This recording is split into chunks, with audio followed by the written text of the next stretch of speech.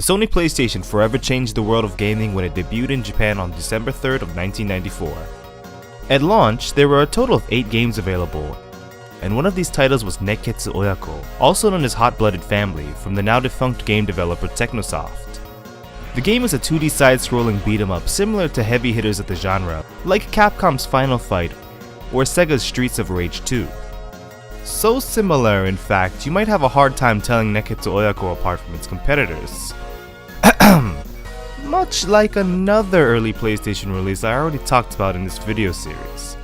Anyway, the premise for the game is about as paper thin as you'd expect for a beat-em-up. In order to finish construction of a super secret super weapon, a shady criminal organization called Big Black has abducted former Nobel Prize winning scientist and full-time housewife Sayako Hibino. It's up to her 3 would-be saviors to blaze a trail of destruction through the streets of Tokyo, bust the skulls of hundreds of faceless thugs and furry fantasies, and break into Big Black's headquarters to save her. You know, what is it with this genre and people getting kidnapped all the time anyway? The 3 protagonists play like your standard cast of beat-em-up heroes, and as the title of the game suggests, are part of the same family. There's the strong and burly Dando Hibino, husband of the kidnapped Sayako and former professional wrestler, much like Mike Hager of Final Fight fame.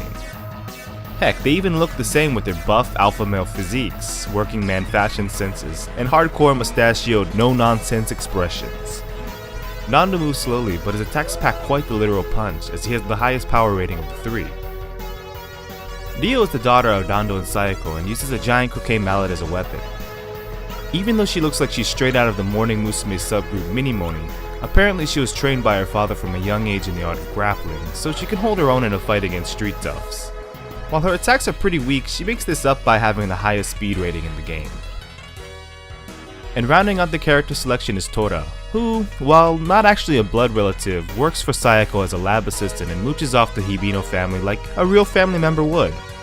He has the most balanced stats in the game and fights using a mix of punches and kicks with a lightsaber type weapon. I think Tora looks a lot like an Asian version of Terry Bogard from Fatal Fury, except with more too, since he wears his hat backwards. Oh yeah. The game uses a simple control setup that should be familiar to anyone who's ever played a beat-em-up game before. The D-pad moves your character in 8 directions, the X button is used to jump, and the square button is used to attack. Pressing X twice allows you to double jump, and multiple attacks can be stringed together into combos. Coming into close contact with foes will cause you to grapple onto them, and from there you can execute a throw or continue to pummel into your opponent.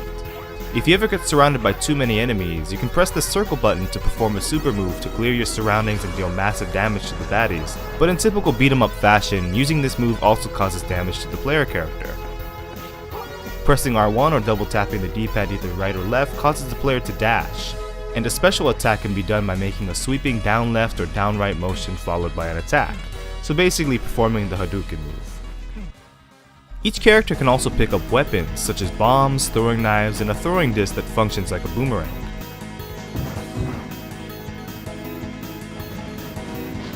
There's a rifle and submachine gun that can only be used by Dio and Tora, and a bazooka that only Dando can wield. It's not necessary to use these weapons, but makes fighting much easier, for the most part. There are also healing items in the form of food, and trinkets and money bags which increase score. A nice feature of the game is that picking up extra food items allows you to increase health up to a maximum of 200%. No need to let that piece of sushi you just found sitting in an oil drum go to waste after all. Yum! In total there are 5 stages, each with a variety of different and colorful locales. There are your standard street levels, an amusement park, a sky garden, and the obligatory tower-style final stage where you fight all of the previous bosses again.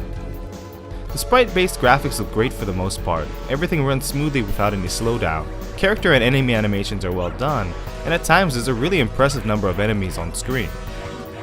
Some of the environments, however, seem pretty flat and don't really succeed at giving the sense of scale that the game would hope to deliver.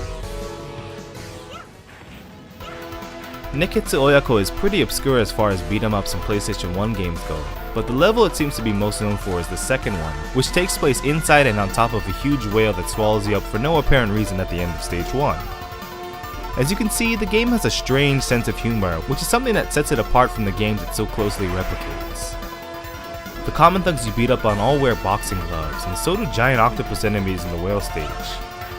One of the healing items you find is a can of beer, which Nando can pick up just fine, but try to pick it up with one of the younger characters and you get this. So in this game world, teens get a pass to use guns, explosives, and other means to murder and assault tons of people with no consequence, but underage drinking, unthinkable. And finally, when you defeat the gun-wielding final boss of this game, When you defeat the final gun-wielding boss of this game,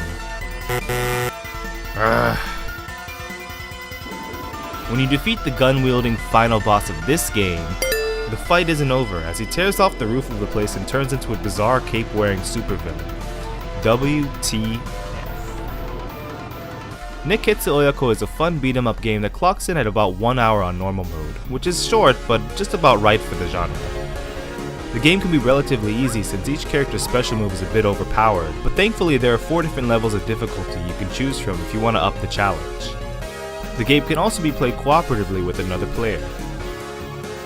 Despite Nekketsu Oyako being a launch title for the system, there are surprisingly very few beat-em-up style games on the PS1. A year after its release on the PlayStation, it was ported over to the Sega Saturn.